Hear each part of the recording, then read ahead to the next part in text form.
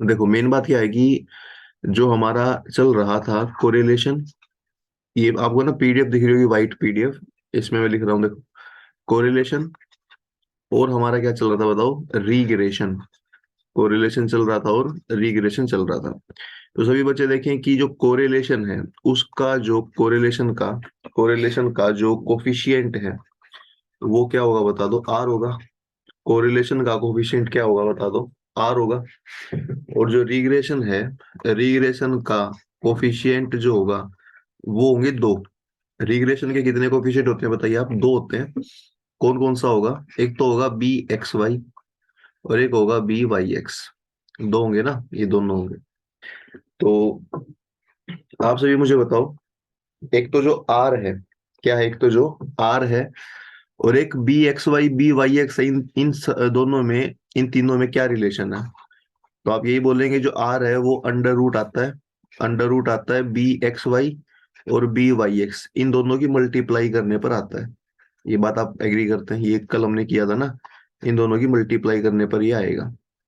दूसरा आप क्या बोलेंगे कि ये तीनों के तीनों, ये तीनों, तो जो आर है वो क्या है इन दोनों का? आर इन दोनों का क्या है? ज्योमेट्रिक मीन है। आर इन दोनों का क्या है? ये कल वाली बात मैं बस रिवाइज करा रहा हूँ, ठीक है। आर इन दोनों का क्या है? ज्योमेट्रिक मीन है।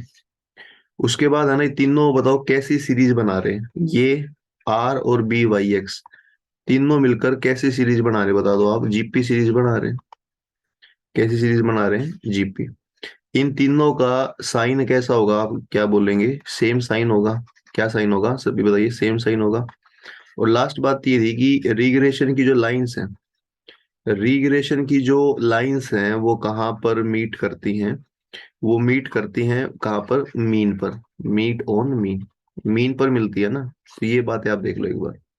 कल मैंने 5 बातें कराई थी और ये पांचों की पांचों बातें आप आराम से देख लो पेपर में। ये इनमें से सारी ही आई हुई है, ठीक है ना।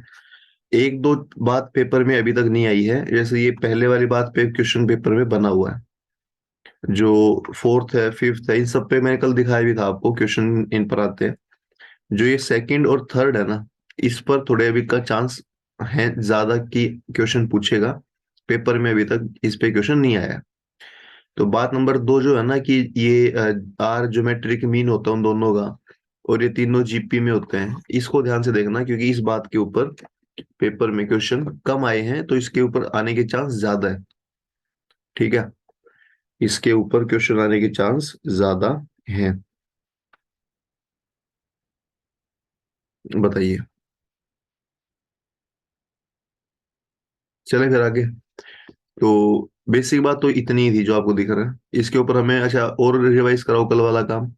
एक्स ऑन वाई लाइन कैसे लिखते हैं बताओ? X on y line, x on y line लिखेंगे एक्स माइनस एक्स बार, और फिर हमारा आएगा बी एक्स वाई, और आएगा हमारा वाई माइनस वाई बार।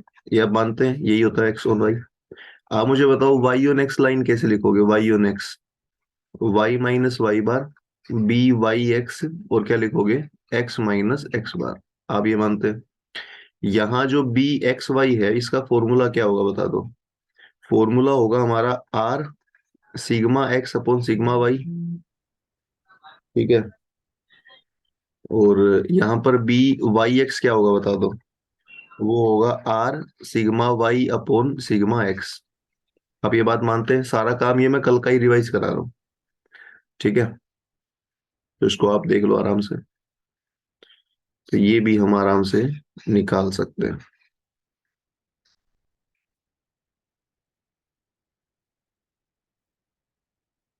ठीक है। कर लोगे? जल्दी बताइए। Yes sir. ठीक है, बेसिक बात, ये सारा हो चुका है काम तो। मैं तो बस ऐसे रिवाइज करा रहा हूँ। तो नया काम कर लेते हैं आज, चैप्टर को आज खत्म कर देते हैं इसको। फिर जो नया चैप्टर होगा ना, वो ध्यान से देखिएगा, वो शुरू करेंगे प्रोबेबिलिटी। जो नया चैप्टर होगा भाई, वो शुरू क्या करेंगे हम? प्रोबेबिलिटी शुरू करेंगे। क्योंकि प्रोबेबिलिटी आप समझो बात को, बहुत ज्यादा नंबर का आता है पेपर में। जो नेक्स्ट चैप्टर हमारा रहेगा वो क्या रहेगा? प्रोबेबिलिटी रहेगा। प्रोबेबिलिटी बहुत ज्यादा नंबर का आता है। ऑलमोस्ट 25 नंबर का मान के चलो आप आ सकता है। एनडीए में 300 में से 25 नंबर का प्रोबेबिलिटी आ सकता है। इस बार तो बहुत ज्यादा आ गया था इस बार, तो आया था ये 32.5 मार्क्स का आया था इस बार। जो अभी आपका लास्ट पेपर हुआ था 4 सितंबर को, तो 4 सितंबर वाले में कुछ ज्यादा ही आ गया था, 32.5 मार्क्स का आया था। पर ये ऐसे ज्यादा कभी कभी आता है, हर बार इतना नहीं आता। तो हम क्या मान के चले कि इस बार 25 नंबर का तो एवरेज आता ही है, क्या पता कम भी आ जाए ज्यादा भी आ जाए, वो कम ज्यादा तो आपको पता हो सकता है। ठीक है, तो नेक्स्ट टॉपिक हमारा क्या रहेगा, प्रोबेबिलिटी रहेगा। ठीक है, चलो जी, अब पढ़ते हैं कुछ नया काम। नई बातें हैं वो मैं लिखवा रहा हूँ, फटाफट देखो एक बार। आज की पहली बात और नई बात वो ये है, जो आर है हमारा, आर है वो क्या होता है, कोफिशिएंट ऑफ कोरिलेशन होता है। इसके बारे में आप ये लिखेंगे, आर इज इंडिपेंडेंट ऑफ, ये कई बार पेपर में आया है, r is independent of change of origin, change of origin and change of scale, change of scale, इसको लिखेंगे आप। जो हमारा आर है ना, जो हमारा आर है वो इंडिपेंडेंट होता है। क्या होता है बताइए आप, आर हमारा इंडिपेंडेंट होगा, किसके इंडिपेंडेंट होगा, चेंज ऑफ ओरिजिन के भी और चेंज ऑफ स्केल के भी। पेपर में क्वेश्चन बहुत बार आया है। आर के ऊपर है ना, आर के ऊपर कोई फर्क नहीं पड़ेगा, ना तो ओरिजिन बदलने का, ना स्केल बदलने का। अब कोई बच्चा कहे कि सर ओरिजिन स्केल होते क्या है, तो वैसे हम कर चुके हैं 2 दिन पहले। ओरिजिन बदलने को पता है क्या बोलते हैं, ओरिजिन चेंज करने को ये बोलते हैं कि जो हमारी वैल्यू दे रखी है उसके अंदर या तो कुछ प्लस कर दिया या कुछ माइनस कर दिया, या तो कुछ प्लस कर दिया या कुछ माइनस कर दिया। प्लस या माइनस करोगे तो उसका हम क्या बदल देते हैं बताइए, प्लस माइनस करने से ओरिजिन बदल देते हैं। और स्केल कब बदलते हैं बताइए, स्केल तब बदलेंगे जब कुछ ना कुछ मल्टीप्लाई होगा या कुछ ना कुछ डिवाइड होगा, कुछ ना कुछ मल्टीप्लाई होगा या क्या होगा, डिवाइड होगा। तो बताओ आर जो है इंडिपेंडेंट है दोनों का, इसका मतलब आप कोई भी काम करो प्लस माइनस गुणा भाग, आर के ऊपर कोई फर्क नहीं पड़ेगा। ठीक है ना, ये पेपर में कई बार क्वेश्चन आता है। तो एक तो ये बात है। दूसरी बात, अच्छा इसके ऊपर एक एग्जांपल मैं करा देता हूँ। एग्जांपल देखो एक बार, है ना, एनडीए में प्रीवियस ईयर क्वेश्चन मिलेगा आप अगर देखोगे तो। उसमें ये कहता है भाई, एक तो वेरिएबल एक्स है और एक वेरिएबल वाई है, इन दोनों का जो आर है ना, मान लो वो 0.6 है, आर कितना है, 0.6 है। अब कह रहा है कि जो एक्स वेरिएबल है ना, इसमें हमने चेंज कर दिया, क्या चेंज कर दिया, एक्स में 4 जोड़ दिया, एक्स में 4 जोड़ दिया।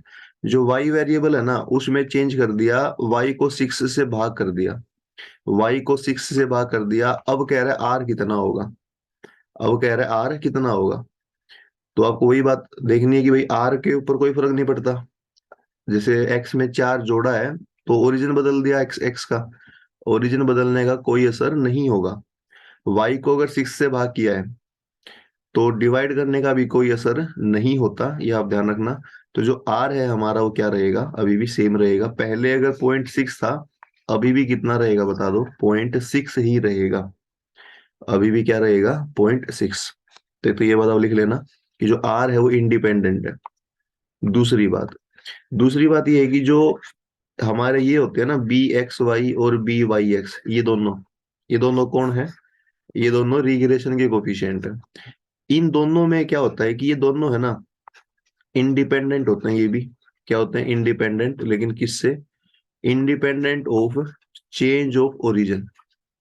मतलब ओरिजिन अगर बदलोगे तो इन दोनों पर कोई फर्क नहीं पड़ेगा, लेकिन लेकिन इनके ऊपर स्केल बदलने का फर्क पड़ता है।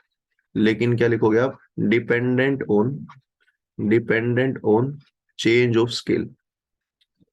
ठीक है, मतलब अगर स्केल बदल दोगे ना, अगर स्केल बदल दोगे, स्केल का मतलब यहाँ पर क्या है, अगर आप प्लस माइनस कर दोगे तो इन दोनों पे फर्क पड़ेगा। लेकिन अगर आप प्लस माइनस नहीं करते हो, आप जो है, मतलब अगर मल्टीप्लाई डिवाइड करोगे तो इन पर फर्क पड़ेगा, लेकिन प्लस माइनस का कोई फर्क नहीं पड़ेगा।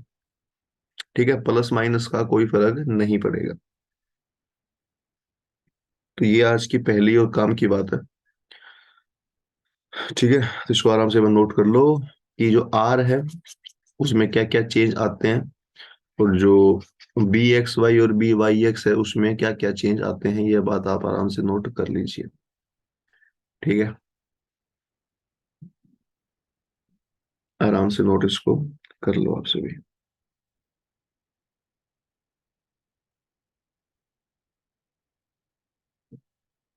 ठीक है, चलें आगे। अगली बात देखो।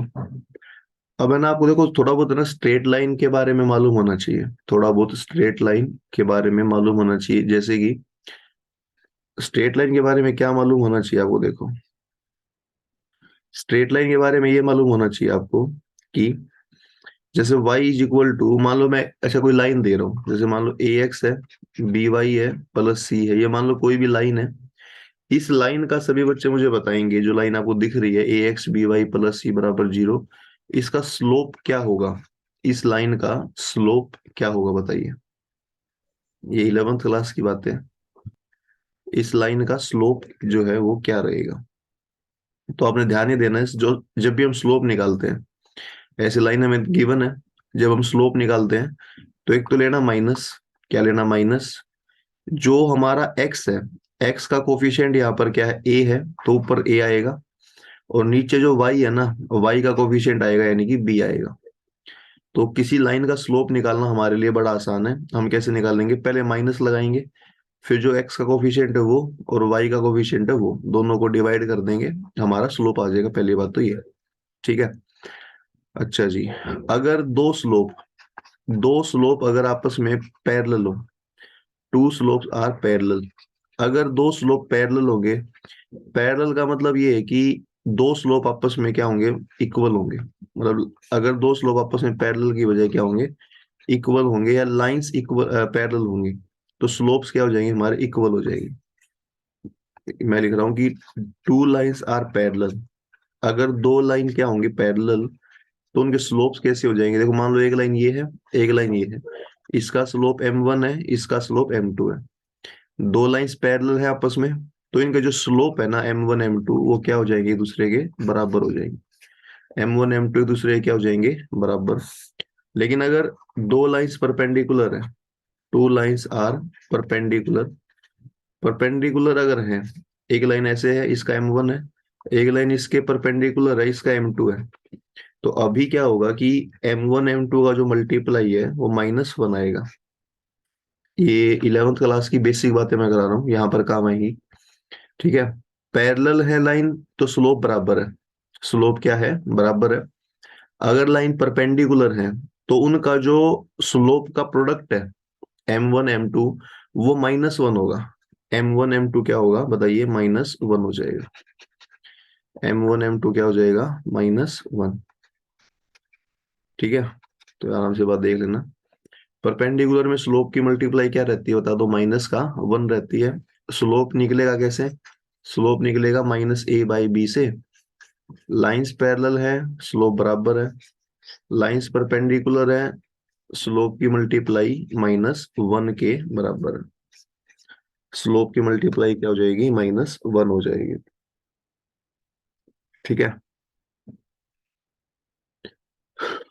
कर लोगे इसको भी, क्लियर बात, बेसिक बात। चलो आगे। अब हम करने जा रहे हैं बड़े काम की बात।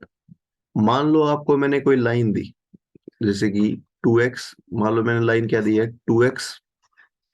2x plus 3y plus 4 is equal to 0। ठीक बात है, ये लाइन मैंने आपको दे दी। एक और लाइन मैं अगर लिखता हूँ 4x माइनस मान लो 6y minus 7 is equal to 0, ये दो लाइन पेपर में आपको दे देगा, और वो ये कहेगा कि दोनों लाइन, ध्यान से देखना बड़ा अच्छा क्वेश्चन बनने जा रहा है, दोनों लाइंस है ना, ये दोनों लाइंस रिग्रेशन की लाइंस है। दोनों लाइंस किसकी लाइंस है बताओ, रिग्रेशन की लाइंस है। तो सबसे पहले तो ये बताओ कि लाइंस दोनों किसकी हैं, रिग्रेशन की। रिग्रेशन की वैसे भी दो ही लाइन होती हैं, रिग्रेशन की दो लाइन होती हैं, एक तो होती है एक्स ऑन वाई, और एक होती है वाई ऑन एक्स। क्या होती है, एक्स ऑन वाई और वाई ऑन एक्स। अब इनमें से कौन सी लाइन कौन सी है, ये बताइए आप। कैसे पता चलेगा कि कौन सी लाइन तो एक्स ऑन वाई लाइन है और कौन सी वाई ऑन एक्स है, हमें कैसे पता चलेगा। अब यहाँ पर ये क्वेश्चन आता है, ध्यान देना। पेपर में ना, वो ऐसे देगा लाइन, तो हमें पता नहीं भाई कौन सी है, हमें नहीं पता। तो हम क्या करेंगे, जो आपका मन कर रहा है, जो आपका मन कर रहा है उस लाइन को वही मान लो, जो आपका मन कर रहा है। जैसे मान लो ऊपर वाली लाइन है, ऊपर वाली लाइन है, जो हमारा मन कर रहा है हम इसको सेम मान लेंगे, जो भी हमारा मन कर रहा है, ठीक है। और जो नीचे वाली लाइन है वो अपोजिट हो जाएगी। जैसे एग्जांपल के लिए, अगर ये ऊपर वाली लाइन है, इसको हम मानते हैं, हम अभी है ना ध्यान रखना, अज्यूम कर रहे हैं कि ये एक्स ऑन वाई है। कैसी है एक्स ऑन वाई, और नीचे वाले को फिर क्या मानना पड़ेगा, हमने इसको मानना पड़ेगा वाई ऑन एक्स। ध्यान रखना, ये हमने सिर्फ अज्यूम किया है, वो सही है या गलत है वो लास्ट में पता चलेगा। सही या गलत हमने अज्यूम किया, वो लास्ट में पता चलेगा। फिलहाल के लिए हमने इनको अज्यूम कर लिया, ठीक है, फिलहाल के लिए अज्यूम कर लिया।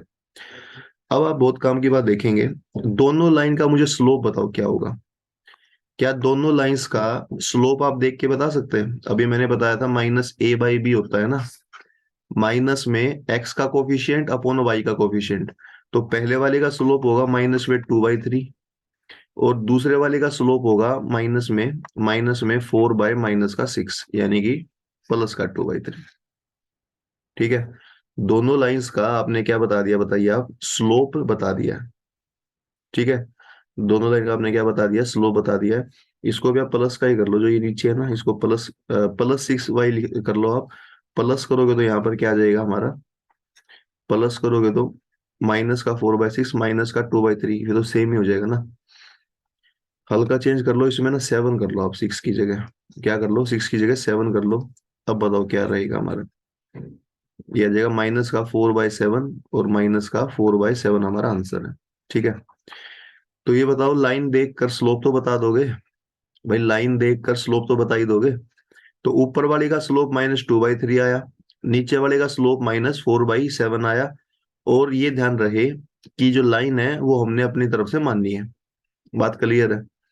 अब ये बताओ, जो लाइन है हमारी वाई ऑन एक्स, एक बात है ना, सभी बच्चे ध्यान देंगे, अभी बड़े काम की बात है यहाँ पर, अभी बहुत ही ज्यादा इंपॉर्टेंट बात। जो लाइन है नीचे वाली, बताओ कौन सी है लाइन नीचे वाली, नीचे वाली लाइन हमने कौन सी माननी है बता दो। हमने माननी है वाई ऑन एक्स। क्या माननी है, वाई ऑन एक्स माननी है।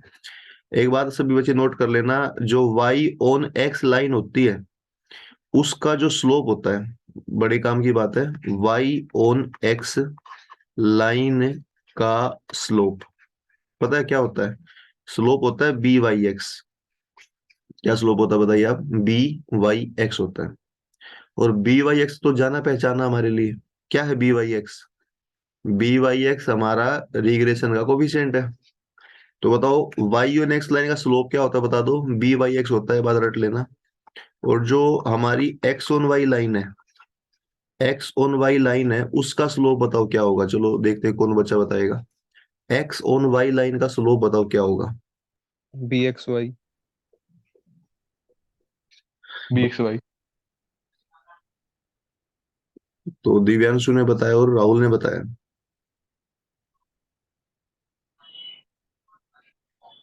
और भी बताना चाह रहा है भाई, बताओ एक बार। एक्स ऑन वाई लाइन का स्लोप क्या होगा। तो देखो इसमें थोड़ा सा ट्विस्ट है, वाई ऑन एक्स का तो वही होगा जो आपको दिख रहा है। क्या ट्विस्ट है, वाई ऑन एक्स का तो वही होगा, वाई ऑन एक्स का तो यही है b/x। लेकिन सभी बच्चे ध्यान से देखेंगे, एक्स ऑन वाई का है ना, b/x नहीं होता, 1/b, मतलब 1/b(x, y) होगा, ये रट लेना आप। ठीक है ना, थोड़ा चेंज होता है इसमें। वाई ऑन एक्स का तो ठीक है, ये बड़े काम की बात मैं लिखवा रहा हूँ, सभी इसको ध्यान से नोट करेंगे। वाई ऑन एक्स लाइन का स्लोप तो b/x है, ठीक है, कोई दिक्कत नहीं है। लेकिन जो एक्स ऑन वाई लाइन है उसका स्लोप सीधा सीधा b/x, y नहीं होगा, उसका रेसिप्रोकल होता है। उसका क्या होता है बताइए आप, रेसिप्रोकल होता है। ये बड़े काम की बात थी। चलो जी, अब आप वापस ऊपर आ जाओ। जो फर्स्ट लाइन है मुझे बता दो, फर्स्ट लाइन है वो हमने कैसी माननी है। फर्स्ट लाइन हमने माननी है एक्स ऑन वाई, ठीक है, ये हमने अज्यूम किया है। और उसका स्लोप कितना है, -2/3। तो यहाँ ऊपर वाली लाइन से सभी बच्चे मुझे b/x, y बताएंगे कितना आएगा। b/x, y फर्स्ट लाइन से ध्यान रखना, b/x, y है ना, स्लोप का रेसिप्रोकल होता है। स्लोप का क्या होता है, रेसिप्रोकल, जो आपको नीचे दिख रहा है b/x, y। यहाँ देखो स्लोप के साथ कैसा रिश्ता है, b/x, y का रेसिप्रोकल वाला रिश्ता है। तो b/x, y स्लोप का रेसिप्रोकल होगा। फर्स्ट लाइन का स्लोप माइनस का 2/3 है, इसका रेसिप्रोकल करेंगे तो माइनस का 3/2 आ जाएगा। क्या आ जाएगा? माइनस का 3/2। तो आप ये बात दिमाग में सेट कर लेना कि बी एक्स वाई जो है वो स्लोप का रेसिप्रोकल होगा। यहाँ बताओ, वाई एक्स लाइन है, तो बताओ बी वाई एक्स में कुछ करना है, सीधा सीधा स्लोप होगा बी वाई एक्स। आप नीचे देख लो, बी वाई एक्स सीधा सीधा स्लोप होता है। तो नीचे वाले में स्लोप -4/7 है, तो सीधा सीधा हमने क्या ले लिया? माइनस का 4/7 ले लिया। ठीक है। तो क्या देखा हमने? बी वाई एक्स तो स्लोप ही होता है, लेकिन जो बी एक्स वाई है वो स्लोप का क्या होता है बताओ? रेसिप्रोकल होता है। इसीलिए मैंने जो पहले लाइन का स्लोप -2/3 था, उसका मैंने क्या कर दिया बताओ? उसका मैंने रेसिप्रोकल कर दिया। ठीक है। अब बताओ हमारे पास क्या आ गया? बी एक्स वाई आ गया और बी वाई एक्स आ गया। अब हम निकालेंगे आर। बताओ जी, अब हम क्या निकालेंगे? आर। आर ही पूछता आपसे पेपर में, तो बताओ आर कितना आएगा? जल्दी से भी बच्चे बताएं आर। क्या जो आर है वो अंडर रूट इन दोनों का मल्टीप्लाई होता है? तो आप किस किस का मल्टीप्लाई करोगे बताओ? -3/2 का और -4/7 का। -3/2 का और -4/7 का। तो बस इसमें देख लो कि जो ये हमारा आंसर है कितना आ रहा है, बताइए आप। यहाँ से 2 से भाग होगा ये, तो ये हमारा आ रहा है। सभी बच्चे के आंसर बता देंगे इसका कितना आ रहा है? बताइए। 6/7, √6/7। रूट रूट 6/, अंदर रूट 6। 6/7 आ रहा है रूट। क्या सभी बच्चे कह रहे हैं यही आ रहा है? बताइए सभी, बता दो। सबका यही आ रहा है, √6/7 आ रहा है? बताइए, या कुछ अलग है इसमें? सर -√6/7। बहुत बढ़िया अंजलि। तो आप समझो बात को कि माइनस का आएगा। क्यों आएगा माइनस का? क्योंकि मैंने क्या बोला, आर का और इन दोनों का, बी एक्स वाई का, इन तीनों का साइन सेम होता है। अगर ये दोनों नेगेटिव नेगेटिव हैं तो आर भी किसका लेंगे? हम नेगेटिव लेंगे। आर कैसा लेंगे? हम नेगेटिव लेंगे। अब अगर कोई बच्चा कहता है कि सर नेगेटिव कैसे, ये तो अंदर वाले माइनस जो है वो प्लस हो ही गई। अंदर वाले माइनस बेशक प्लस हो गए, आप समझो बात। जैसे मान लो √4 है, √4 के अंदर तो पॉजिटिव ही है, कोई माइनस नहीं है। बट जब इसका √4 का रूट करते हैं तो हम 2 भी ले लेते हैं और -2 भी ले लेते हैं। भाई 4 का रूट हम 2 और -2 दोनों लेते हैं ना अपने क्वेश्चन के अकॉर्डिंग। तो यहाँ पर हमें रूट को प्लस और माइनस दोनों में सोल्व कर सकते हैं। हम किस में करेंगे? हम ये देखेंगे कि उन बाकी दो का साइन कैसा है। अगर उन दोनों का साइन पॉजिटिव है तो आंसर पॉजिटिव आएगा। अगर उन दोनों का साइन नेगेटिव है तो आर भी कैसा होगा? नेगेटिव होगा। तो आंसर हमारा माइनस का 6/7 आया। ठीक है। ये तो बात चलो बेसिक बात है। अब मैं क्या बता रहा हूँ कि क्या ये जो आर आया है, ध्यान से देखना अब मैं क्या बोल रहा हूँ। क्या ये जो आर आया है, अच्छा पहले ये बताओ आर की हमारी लिमिट कहाँ से कहाँ तक होती है? आर की कल मैंने बताई थी। आर की लिमिट कहाँ से कहाँ तक होगी? तो आप बोलोगे सर -1 से लेकर 1 तक होगी। ये आर कहाँ से कहाँ तक होता है? कल कल की बात है ये। -1 से लेकर 1 तक होता है। बस ये देख लो, जो आर हमारा आया है, आर हमारा जो आया है, क्या वो लिमिट के अंदर आया है या नहीं आया? बस ये चेक कर लो, लिमिट के अंदर आया नहीं आया। भाई 6/7 है ना, 1 से कम ही होगा। 6/7 1 से कम होगा, और 1 से कम होगा तो ये हमारी लिमिट के बिल्कुल अंदर है। मतलब ये पॉइंट, ये माइनस का 0.9 वगैरह कुछ हो जाएगा, जो कि हमारी लिमिट के अंदर है। लिमिट के अंदर आया ना। अगर लिमिट के अंदर आया है जो आंसर, तो इसका मतलब ये है, जो हमने बात माननी थी, जो हमने शुरुआत में अजूम करी थी, वो क्या बात निकली है? बिल्कुल सही निकली है। वो बात कैसी है? बिल्कुल सही है। तो हमने फर्स्ट लाइन को एक्स और वाई मानना था, वो हमने अजूम किया था, वो हमारा अजम्पशन सही था। ये इसका मतलब है। ठीक है। अगर आर हमारा -1 और 1 के बीच में आता है तो अजम्पशन हमारा सही है। अब बात करते हैं, अगर ऐसा ना होता, अगर ये बीच में ना आता, तब क्या करते? मान लो, मैं देखो सिर्फ एग्जांपल के लिए बता रहा हूँ, किसी क्वेश्चन में आपने सब कुछ मान लिया, पूरा क्वेश्चन कर लिया, लास्ट में आंसर आ गया -8/3। क्या आंसर आ गया? -8/3।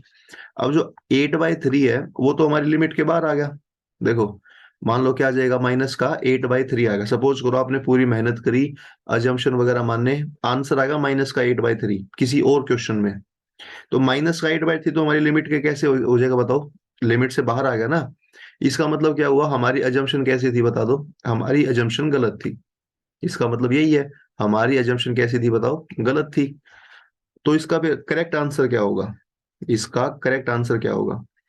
यहां तक हमें क्या पता चला, हमारी एजम्पशन गलत है क्योंकि आर तो रेंज के बाहर आ रहा है। तो जो करेक्ट आंसर पता है क्या होगा? जो भी फाइनल आंसर है ना, उसका रेसिप्रोकल कर देना। उसका क्या कर देना? रेसिप्रोकल। तो -8/3 है जो कि रेंज के बाहर है, इसका रेसिप्रोकल कर दो, यानी -3/8 ये आंसर है। अब ये रेंज के अंदर है, -3/8 रेंज के अंदर है। तो ये आपने करना है। अगर आर पहले से ही रेंज के अंदर आए तो बहुत बढ़िया, कुछ नहीं करना, सब कुछ सही है। पर अगर वो रेंज से ज्यादा आए तो आपने उसका रेसिप्रोकल कर देना है, फिर वो हमारा आंसर होगा। ठीक है ना? ये बात आप ध्यान रखना। और रेंज के बाहर, रेंज रेंज के अगर अंदर नहीं आता, इसका मतलब क्या है? हमारी अजम्पशन गलत है। सपोज करो अगर -8/3 आ जाए, इसका मतलब जिसको हमने एक्स ऑन वाई माना वो तो वाई ऑन एक्स है, और जिसको वाई ऑन एक्स माना वो एक्स ऑन वाई है। फिर उनका पूरा सारे स्टेप नहीं करने, बस आप लास्ट में उसका 1 सेकंड में रेसिप्रोकल कर देना। ये हमें आर निकालने वाला काम होता है। ठीक है, तो यहां तक एक बार इसको आराम से एक बार देखिए। तो इस पेज पर बहुत काम की चीज हुई है। मैं एक बार रिवाइज करा दूं। बात इतनी सी है कि आपको 2 लाइन दे देगा, 2 लाइन देकर आर पूछ लेगा। पहला क्वेश्चन ये उठता है कि लाइन है कौन सी, पेपर में वो नहीं देगा। तो हमें क्या करना पड़ेगा? जो आपका दिमाग कहता है वो आप उस लाइन को वो लाइन मान लो, जो आपका मन कर रहा है। जैसे मैंने इस क्वेश्चन में पहली को एक्स ऑन वाई मान लिया, दूसरी को वाई ऑन एक्स मान लिया। लाइन मानने के बाद उन लाइन का स्लोप निकालो, जो बेसिक मेथड होता है। एक्स ऑन वाई लाइन का जो स्लोप है, जो हमारा बी एक्स वाई है, वो स्लोप का रेसिप्रोकल होता है। और जो बी वाई एक्स है वो स्लोप के बराबर होता है। जैसे नीचे मैंने लिख रखा है, ये बी वाई एक्स तो स्लोप के बराबर होता है, और x b x y slope का रेसिप्रोकल होता है। ये दो बातें आपको पता है। फिर दोनों आने के बाद आर निकाल लेंगे। आर अगर हमारा रेंज के अंदर है तो ठीक है, रेंज के अंदर नहीं है तो फिर वो क्या है? वो हमने गलत मान लिया था। तो ये आपने करना है। ठीक बात है। तो एक बार आप डाउट लो, अगर किसी को कोई डाउट है तो। और अगर नहीं है डाउट तो मैं क्वेश्चन लिखवा रहा हूँ, वो आप करके दिखाएंगे।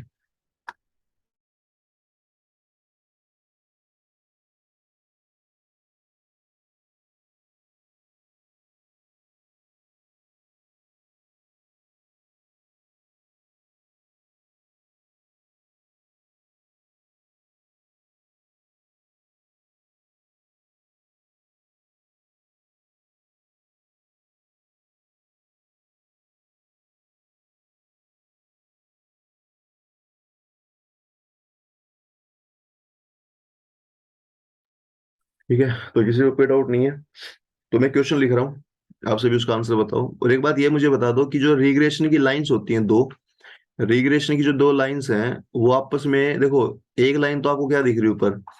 2x + 3y + 4 दिख रही है। और नीचे क्या दिख रही है बताओ लाइन?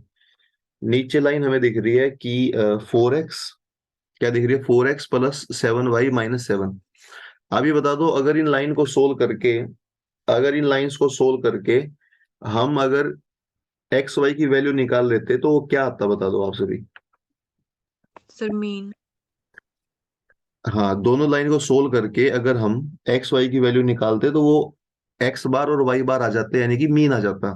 क्योंकि हमें पता है दो रिग्रेशन की लाइंस कहाँ पर मिलेंगी भाई, सभी को पता है, मीन पर मिलेंगी। ठीक है, कहाँ पर मिलेंगी? मीन पर। तो चलो मैं क्वेश्चन लिखवा रहा हूँ, आप सभी करके दिखाएंगे क्वेश्चन क्या होगा। चलो जी, क्वेश्चन ये है 3x + 2y। ये पेपर में आया नहीं पर आ सकता है। 3x + 2y - 25 = 0। एक लाइन तो ये है। अगली लाइन है 6x + y - 30 = 0। ये 2 लाइन है, रिग्रेशन की लाइन है। तो आर आपको बताना है। तो जो सेम मैंने अभी करा है वो आप एक बार करो और मुझे आंसर बताओ। ठीक है, तो बताओ क्या आंसर होगा, इसको एक बार आराम से एक बार देखिए।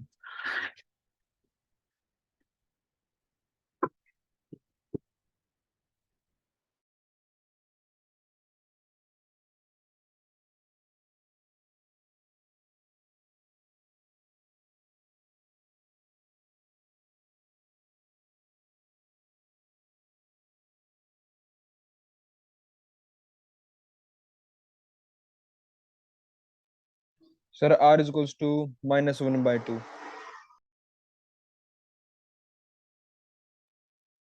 -1/2। ठीक है, अभी देख लेते हैं राहुल। तो -1/2 एक ऑप्शन है।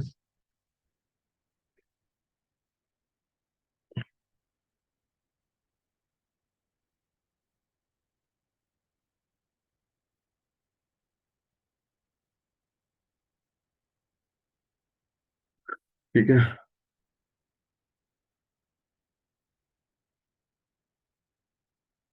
तो ये एक ऑप्शन है जो है -1/2, और जो है -1/4 रूट।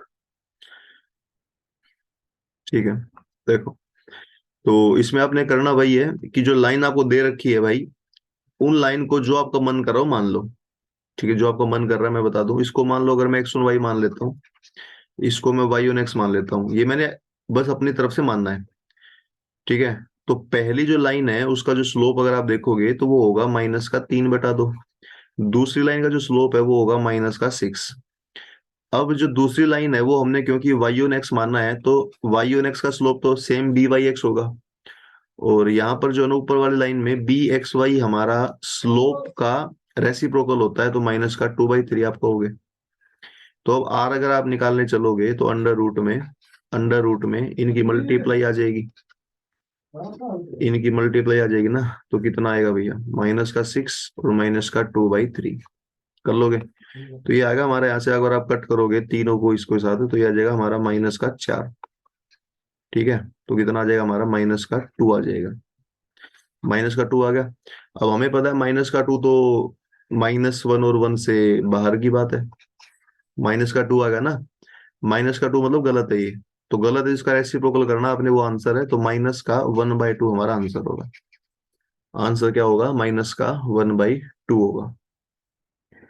तो ये बात आप ध्यान रखना कि भाई आप कुछ भी उसको मान सकते हो, ये ध्यान रखना आप। ठीक है, आप उसको कुछ भी मान सकते हो, एक्स और वाई मान लो। अगर किसी ने ना गलती से ऊपर वाली लाइन को, देखो मैंने तो एक्स और वाई मान के क्वेश्चन को शुरू करा है, कोई ऊपर वाले को अगर वाई और एक्स मान लेता शुरुआत से ही, तो उसका बिल्कुल -1/2 ही आता, फिर वो रेंज में आता, उसको कुछ नहीं करना उसको। ठीक है, तो जिस बच्चे का नहीं आएगा बस सोल्यूशन चेक कर लो और मुझे बताओ कि कहाँ डाउट है। ठीक है, जिसका नहीं आया है वो एक बार सॉल्यूशन को चेक कर लो भाई, और अगर कहीं डाउट है तो मुझे बता दो। ठीक बात है, कर लोगे। अब एक क्वेश्चन देखो मैं कराता हूँ, बहुत बड़ा क्वेश्चन है वो। उस क्वेश्चन में आपने है ना क्या करना, देखो वैसे तो अगर वो क्वेश्चन पेपर में आता है तो आपने छोड़ देना उसको, क्योंकि बहुत बड़ा क्वेश्चन है। क्वेश्चन ये है कि एक तो आपको डाटा दे दिया एक्स का और एक डाटा दे दिया वाई का। ध्यान से देखने, पेपर में आ चुका है क्वेश्चन। एक्स का डाटा और वाई का डाटा है। एक्स का है 4 2 3 और है हमारा 4 2, और वाई का डाटा है 2 3 2 4 4। ये डाटा दे दिया हमें, ठीक बात है। अब ये डाटा हमें दे दिया एक्स का और वाई का, बात क्लियर है। आपको पूछ रहा है कि एक्स का और वाई का डाटा दे दिया, तो इन दोनों डाटा जो आपको दिख रहे हैं ना, इनकी रिग्रेशन लाइंस क्या होंगी, इन दोनों की रिग्रेशन लाइंस क्या होंगी। ये क्वेश्चन अगर पेपर में आता है, मैं ऑप्शन लिख रहा हूँ। रिग्रेशन लाइन होंगी x+y 15,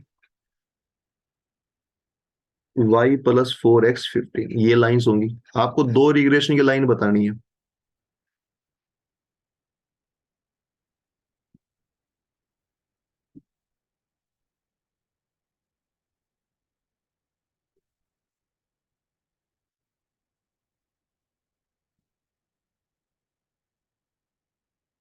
तो ऐसा क्वेश्चन आपको दे सकता है। रिग्रेशन की लाइंस बता दो क्या होंगी, आप समझिए। रिग्रेशन की लाइंस दो होंगी ना, तो दोनों आपने बतानी है कि कौन सी होंगी। लेकिन ये क्वेश्चन आप समझो बहुत ही बड़ा क्वेश्चन है।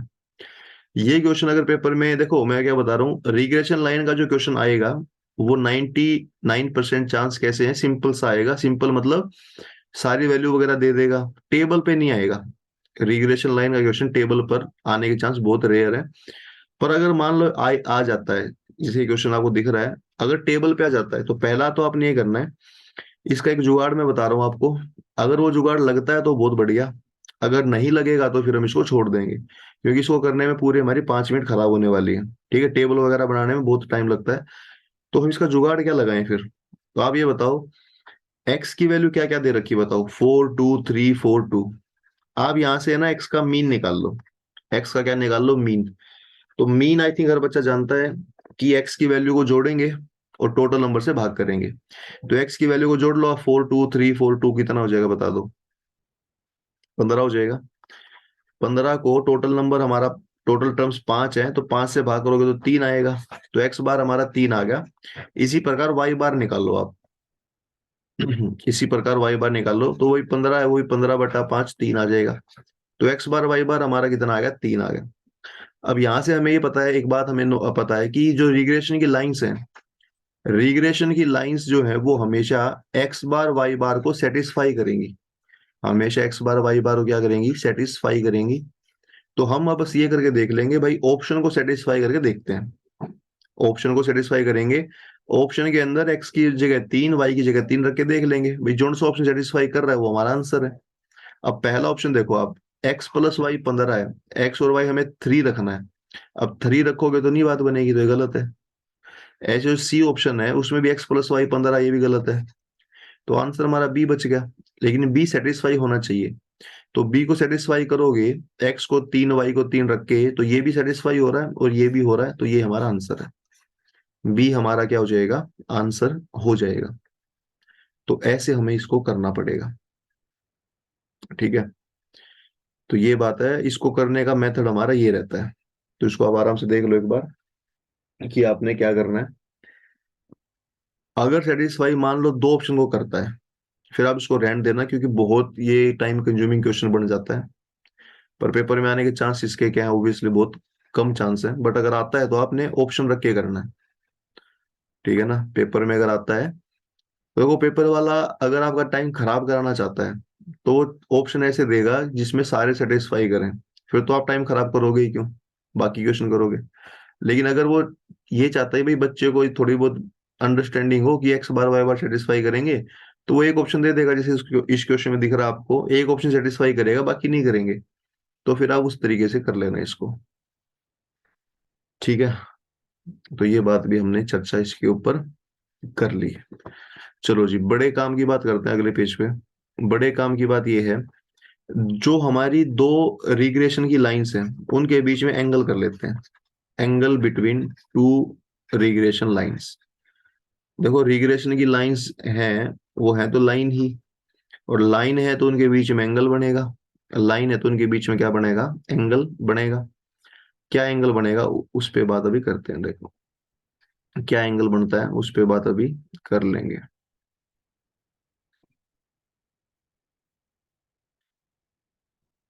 ठीक है, देखो जी, क्या एंगल बनेगा अभी करते हैं बात। तो दो रिग्रेशन लाइंस के बीच में क्या एंगल बनेगा, ध्यान से सब देखना। देखो जी, मैं दो लाइन बना के दिखा रहा हूँ। ये लाइन हमने मान ली x1y, ये लाइन हमने मान ली y1x। दो लाइन हमने मान ली। ऊपर वाली क्या नाम दे दिया, ऊपर वाली को, इस लाइन को x1y, इस लाइन को क्या मान लिया हमने, y1x। अब सभी बच्चे मुझे बता दें, जो ये x1y लाइन दिख रही है, इसका जो स्लोप है, इसका जो स्लोप है वो हमने मान लिया m1, और नीचे वाले का जो स्लोप है वो हमने मान लिया m2। क्या स्लोप मान लिया, m2। तो मुझे बताओ स्लोप होगा क्या? जो पहली लाइन है, कौन बच्चे इसका स्लोप बताएगा? एक्स ऑन वाई का स्लोप क्या होता है? तो स्लोप होता है 1/1/, बी एक्स वाई। ये हमने अभी चर्चा करी थी ना आज की, ऐसा होता है। और जो नीचे वाली लाइन है, इसका स्लोप सीधा सीधा होता है b/x। नीचे वाली लाइन में ध्यान देना, b/x में कोई कंफ्यूजन नहीं होना, हमने हमने सीधा सीधा b/x है। लेकिन अगर x ऑन y है, उसमें bxy का रेसिप्रोकल होगा, ये बात आप जानते हैं। अब मुझे बताओ, b/x का फॉर्मूला क्या हमें मालूम है? b/x का कल भी कराया था, आज रिवाइज भी कराया है।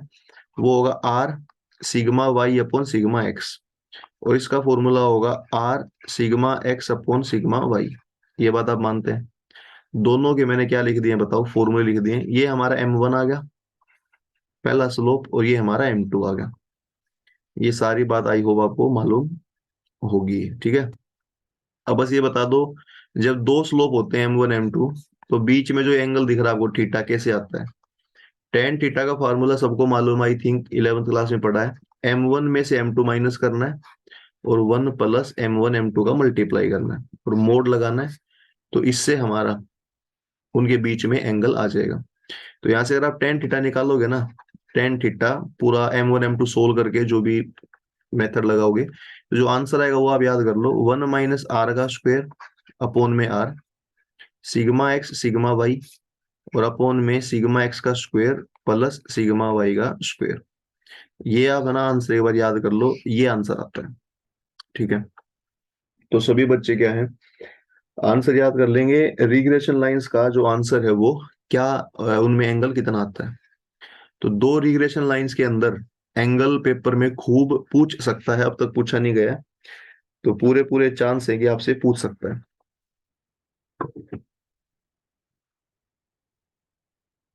ठीक है, बताइए, तो कैसे एंगल निकालोगे? एंगल निकालोगे कैसे बताओ? टेन थीटा किसके बराबर, 1 माइनस आर का स्क्वायर, अपोन में भी आर आएगा, और सिग्मा एक्स सिग्मा वाई है, और नीचे है ना इन्हीं सिग्मा एक्स वाई का स्क्वायर है और प्लस है। सिग्मा एक्स यहाँ पर स्टैंडर्ड डेविएशन एक्स का, सिग्मा वाई स्टैंडर्ड डेविएशन है वाई का, आर हमारा कोरिलेशन का कोफिशिएंट है। आर हमारा किसका कोफिशिएंट है? कोरिलेशन का कोफिशिएंट, आपको मालूम है ये बात। आर हमारा किसका कोफिशिएंट है बताइए आप? कोरिलेशन का कोफिशिएंट है। ठीक है, कर लोगे इसको? सभी बच्चे मुझे बता दें, यहाँ पर अब है ना स्पेशल केस बनेंगे इसमें। इसमें क्या बनेंगे? Special case. तो स्पेशल केस देखो आप, स्पेशल केस मैं लेफ्ट में लिख रहा हूँ। स्पेशल केस बनेंगे नंबर 1। मुझे बताओ, अगर आर की वैल्यू अगर जीरो होगी, अगर आर की वैल्यू जीरो होगी, तो बताओ इस टेन थीटा पे क्या फर्क पड़ेगा? अगर आर हमारा सपोज करो स्पेशल केस में जीरो ले रहा हूं, तो बताओ टेन थीटा पर क्या असर आएगा? अगर आप नीचे जीरो रखोगे, देखो यहाँ पर अगर आप जीरो रखोगे, तो अपॉन में जीरो होने पर पूरा का पूरा क्या बन जाता है? इनफाइनाइट बन जाता है। अपॉन में जीरो आता है तो पूरी टर्म क्या बनेगी? इनफाइनाइट। इनफाइनाइट टेन थीटा कब होता है बताओ? इनफाइनाइट टेन थीटा कब होता है? जब हमारा, अरे 1090 डिग्री होता है ना, 1090, तो यहाँ पर थीटा हमारा आ जाएगा 90 डिग्री, यानी पाई/2 आ जाएगा। ठीक है, तो बताओ आर जीरो, तो थीटा कितना? पाई/2।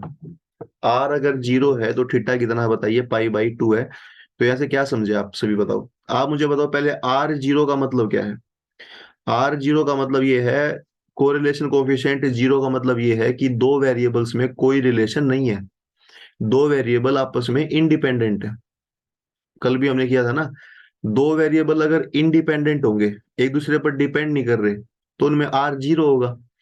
तो आप ये बात लिखेंगे अब, if two variables are independent, इसको थ्योरी में अगर लिखे हम, if two variables are independent, दो वेरिएबल अगर इंडिपेंडेंट होंगे, तो उनकी रिग्रेशन लाइंस में एंगल होगा 90 डिग्री का।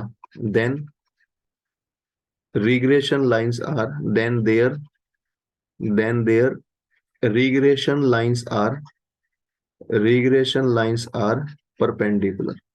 ये बात आप लिख लेना भाई, बड़े काम की बात है।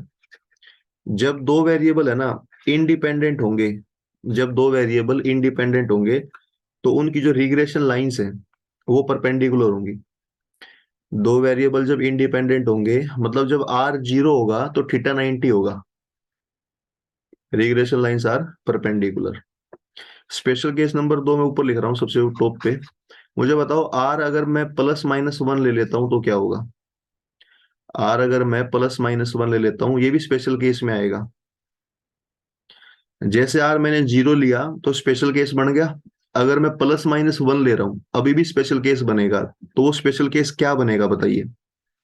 जो आर हमारा +-1 है, अगर मैं इसको लेता हूं तो स्पेशल केस हमारा क्या बनेगा बताओ?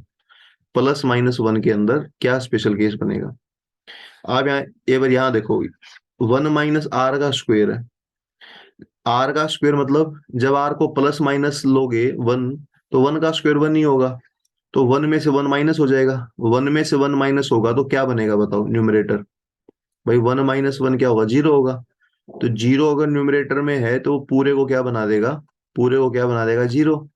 तो आर अगर +-1 है ना तो थीटा हो जाएगा 0, क्योंकि टेन थीटा 0 कब होता है, जब एंगल 0 होता है। तो हमारा थीटा क्या हो जाएगा, 0 हो जाएगा।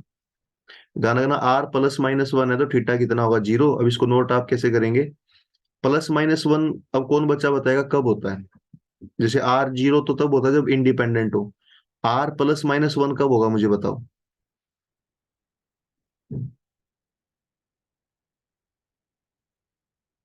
+-1 तब होता है ना जब हमने क्या पढ़ा था, कैसा रिलेशन हो, परफेक्ट। +1 का मतलब होता है परफेक्ट पॉजिटिव कोरिलेशन, और -1 का मतलब होता है perfect negative correlation.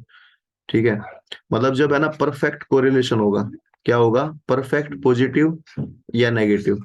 Perfect positive या नेगेटिव अगर कोरिलेशन है, अगर कोरिलेशन अगर है तो क्या होगा, रिग्रेशन लाइंस में एंगल 0 होगा। रिग्रेशन लाइंस क्या होगा, रिग्रेशन लाइंस आर या तो पैरेलल हो जाएंगी, रिग्रेशन लाइंस या तो पैरेलल हो जाएंगी या कोइंसाइड कर सकती हैं। क्या कर सकते हैं, कोइंसाइड। तो ये दो बातें आप लिख लेंगे, ठीक है ना। तो क्या है, आर अगर +-1 है तो थीटा हमारा 0 होगा। +-1 का मतलब ये है कि या तो परफेक्ट पॉजिटिव कोरिलेशन है +1 का, -1 का मतलब है परफेक्ट नेगेटिव कोरिलेशन है। इन दोनों केस में थीटा 0, और थीटा 0 का मतलब ये है कि लाइंस हमारी कैसी होंगी, पैरेलल होंगी या फिर कोइंसाइड करेंगी। कोइंसाइड का मतलब है एक लाइन के ऊपर दूसरी लाइन होगी, एक लाइन के ऊपर क्या होगी, दूसरी लाइन होगी। तो इसको आराम से लिख लो आप, दोनों स्पेशल केस को, एंगल का फॉर्मूला लिख लो, और ये हमारा चैप्टर यहाँ पर हो जाता है खत्म। चैप्टर हमारा यहाँ पर क्या हो जाएगा, खत्म हो जाएगा। बस आपने इसकी ना प्रैक्टिस करनी है। अब प्रैक्टिस कहाँ से करनी है, बहुत सारा कंटेंट आपको मैंने दिया है, ऑलमोस्ट 288 क्वेश्चन मैंने दिए हैं, 12 ऑलमोस्ट 300 मान लो आप। तो इतने सारे क्वेश्चन देने के बाद, और 8 क्लास हमने इसी, आज 8वीं क्लास है, अब हमारे चैप्टर को हम कह सकते हैं कि खत्म हो गया है। थोड़ा बहुत डाउट आपके हैं वो मैं अगली क्लास में जरूर लूंगा, ठीक है। तो इसको लिख लो एक बार आराम से ध्यान से, भाई ऐसे ऐसे होता है, ठीक है। बताइए, कर लोगे इसको, आराम से ध्यान से देखिएगा। क्वेश्चन में लिखवा रहा हूँ आपको, जो है पीडीएफ के थ्रू दिखा रहा हूँ, वो एक बार आप करो, इसको एक बार नोट कर लो फटाफट, ठीक है। आराम से इसको नोट कर लीजिए।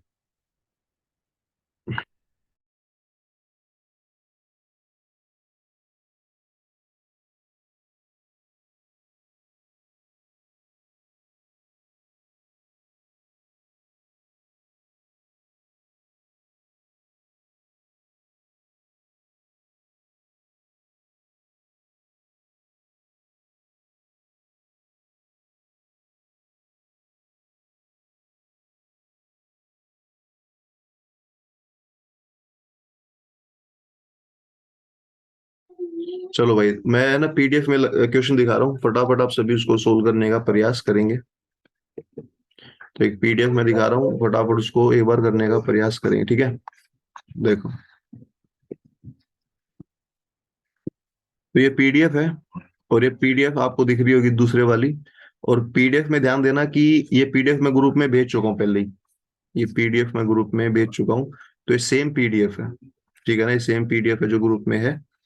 तो क्वेश्चन आपने जो सोल्व करना है वो मैं अभी यहाँ पर लगा रहा हूँ। आप बताइए क्वेश्चन नंबर 26, ये देखो क्वेश्चन नंबर 26, एक बार सभी पढ़ो और बताओ कि इसका क्या आंसर होगा। लो जी, ठीक है, पढ़ो एक बार क्वेश्चन नंबर 26, आपको दिख रहा होगा, बताओ क्या आंसर है इसका, कौन कौन सी स्टेटमेंट ठीक है इसकी, बताओ एक बार।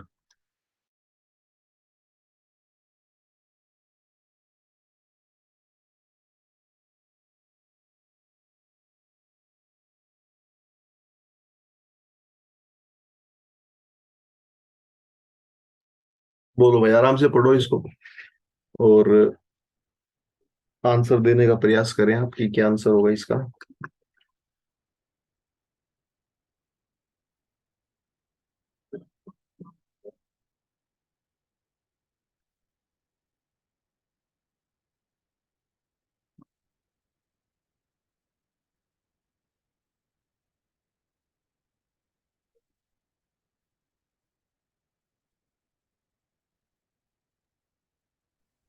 Sir, D option. डी मतलब दोनों गलत है, ये आंसर आ रहा है आपका। आपने बताना है कौन कौन सी स्टेटमेंट इसमें सही है या गलत है। दोनों गलत हैं सर। ये आपने इसमें बताना है, देख लो।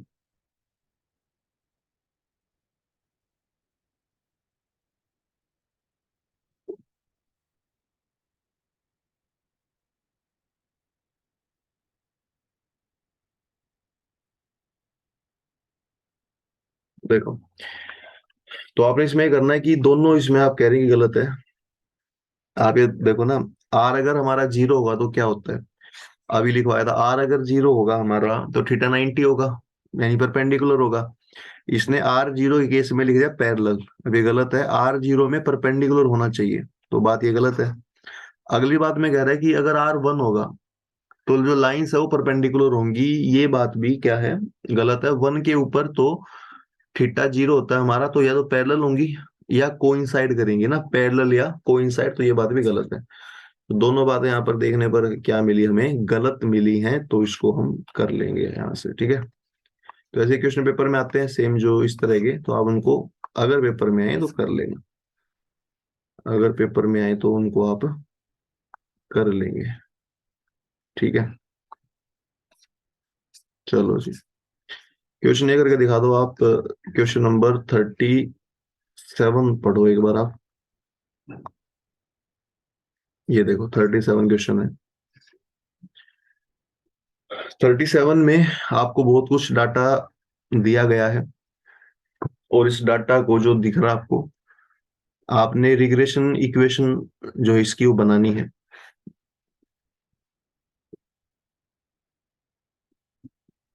तो इसको सोल्व करो एक बार। रिग्रेशन इक्वेशन आपने बनानी है, और इक्वेशन बनेगी x on y, x on y. तो एक्स ऑन वाई की फॉर्म आई थिंक सबको ध्यान है, एक्स में एक्स बार घटाना है, बी एक्स वाई, वाई में वाई बार घटाना है। बताओ कौन सा ऑप्शन ठीक है इसका, आप जल्दी बताइए।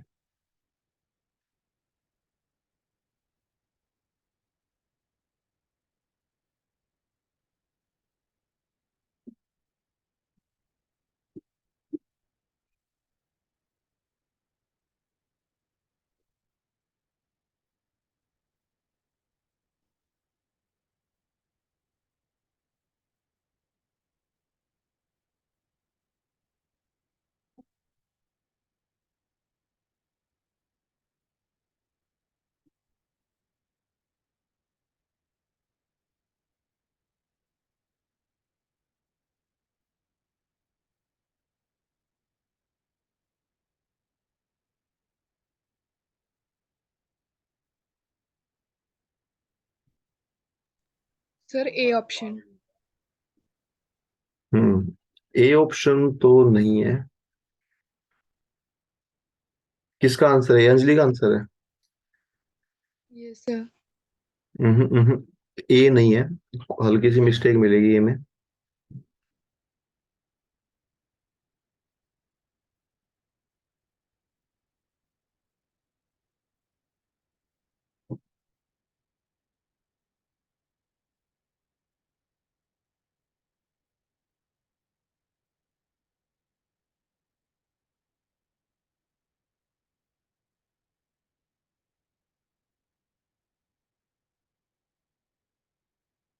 C option.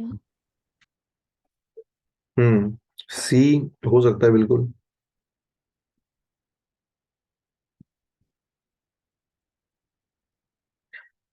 देखो एक बार, इसमें ना आपने ये करना है, ध्यान से देखो एक बारी।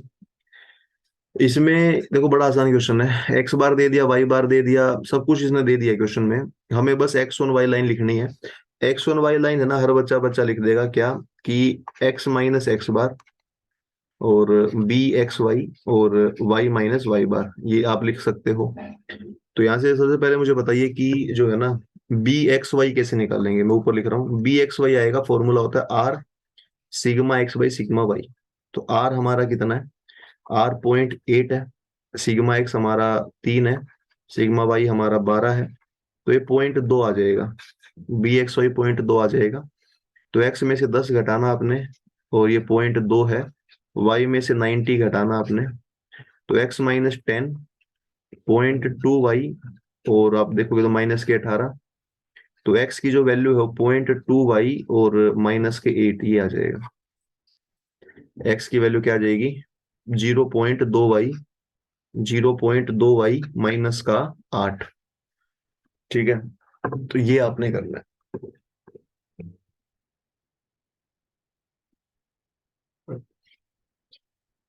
ठीक है, कर लोगे तो आई होप सभी को ये क्वेश्चन समझ में आया होगा। तो बताओ फिर हमारा चैप्टर खत्म होगा आज ये। ठीक है, प्रैक्टिस देखो अब इसके ऊपर जो जैसे 37 मैंने क्लास में कराया है, सेम आपने घर पे आज कल ये क्वेश्चन खुद से करने हैं। और इस पीडीएफ में सॉल्यूशन भी है हर क्वेश्चन का, वो भी आप साथ के साथ कर लेना। ठीक है, तो आज के लिए इतना ही रखें, फिर बताइए।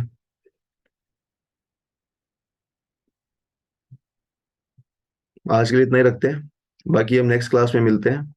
ठीक है, आप ये प्रैक्टिस कर लेना भाई। पूरा चैप्टर हमारा आज खत्म हो गया है, कोई भी टॉपिक बचा नहीं है।